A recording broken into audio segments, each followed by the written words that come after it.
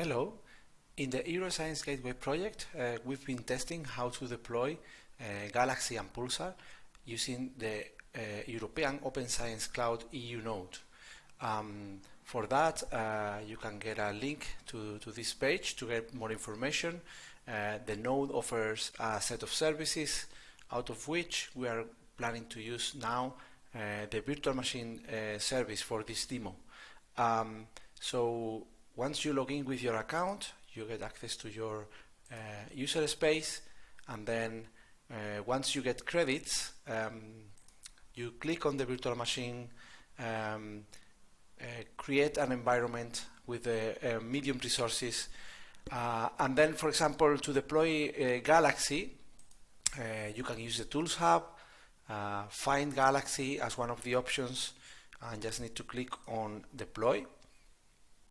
After that, you need to select on which project you want to deploy Galaxy. I'm going to choose project 1. Then it's going to check the amount of required resources compared to the available ones. Everything looks okay. So now we click proceed, and it says deployment successful. So in the deployments tab, you see now Galaxy is deploying and the status is pending.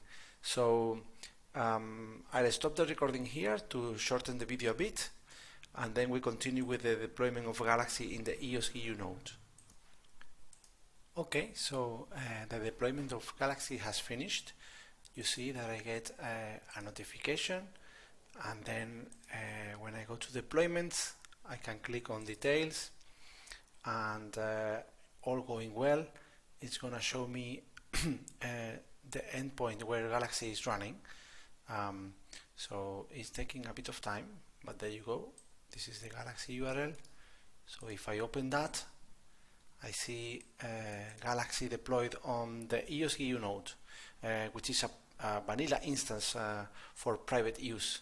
However, a second option is that we can instead use the cloud resources at the EOSC EU Node to connect, to deploy Pulsar and connect it to an existing Galaxy instance. So that's the second part of this demo. To do that, you can go to the virtual machine service here again. Then you can click on View Externally. That's going to take you to OpenStack.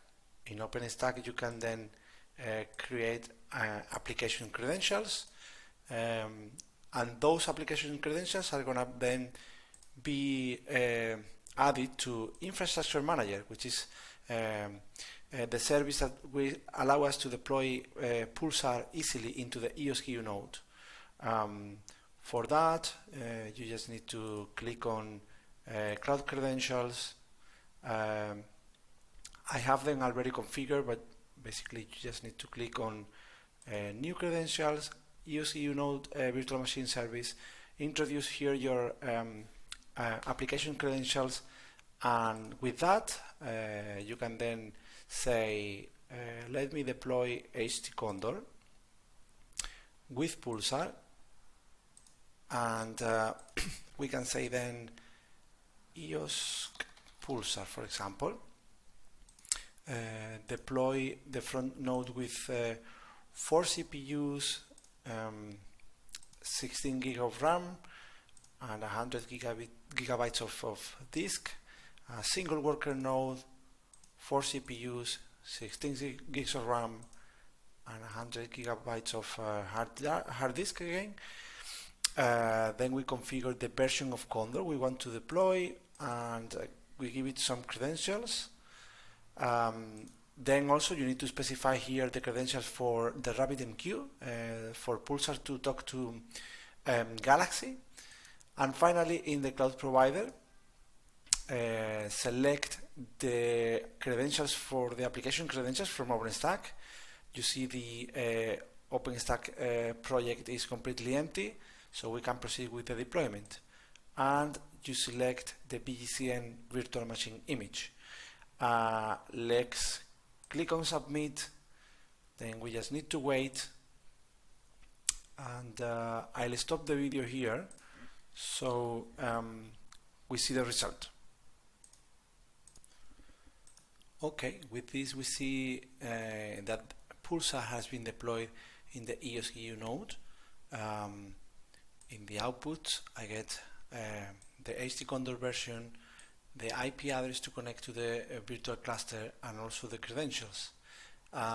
This is something that we have tested already. So and actually we have connected already a Pulsar endpoint deployed on the EOSC EU Node.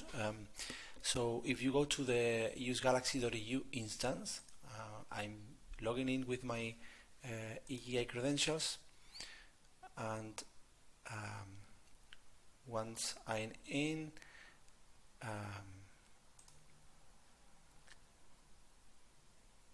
I'm gonna take as an example this Galaxy Basics for Everyone, which is a training available in the Galaxy training network, but I'll just do a couple of simple steps to show you. So basically I'm gonna take a copy of this Iris dataset in Zenodo and move it to Galaxy. For that I go to my preference and I check that the remote resource ID that I have here instead of the default is EOSC EU Node. Then I save. From now on, every Galaxy job is going to be sent to the EOSC EU Node, and the result is going to come back to Galaxy. So I can name my history and say,